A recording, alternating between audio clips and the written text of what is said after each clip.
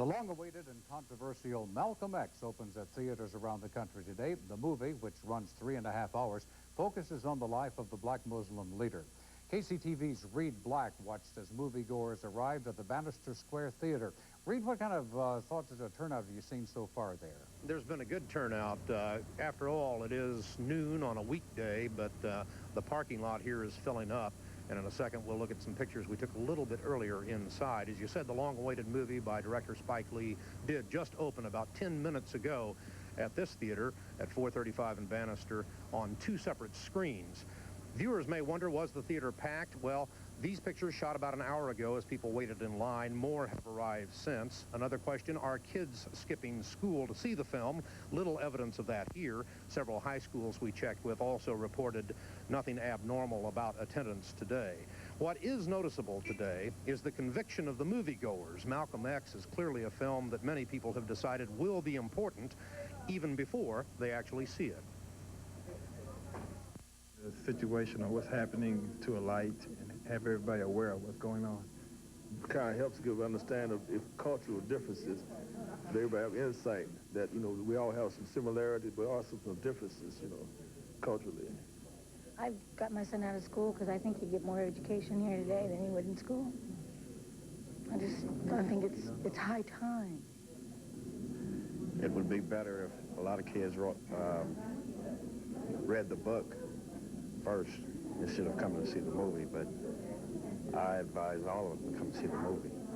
You know, all races to come see the movie.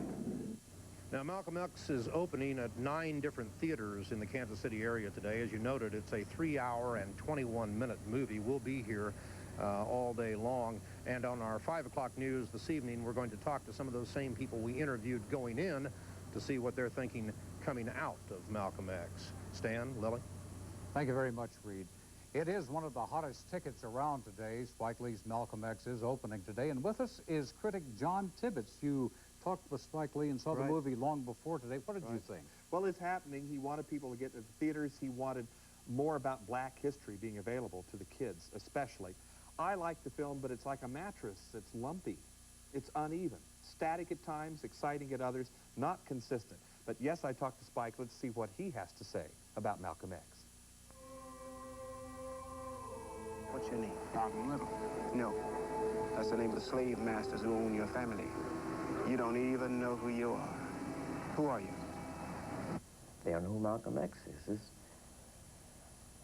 And I don't think it's something we could really put the blame on the educational system. It is the job of the parents. It is the job of African-American parents to pass this history down. Roseland! The zoot suits.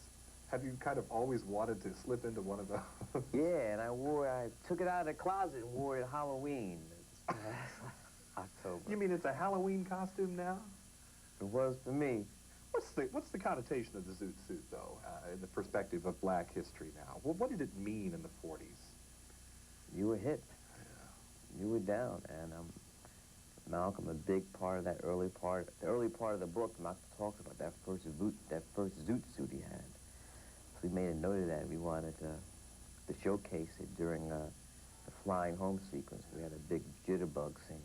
Now, you make a point, however, in the movie that the zoot suit is one of the things that will be discarded by Malcolm. It's almost as if you see a creature shedding his skin throughout the picture. Is that a fair comparison?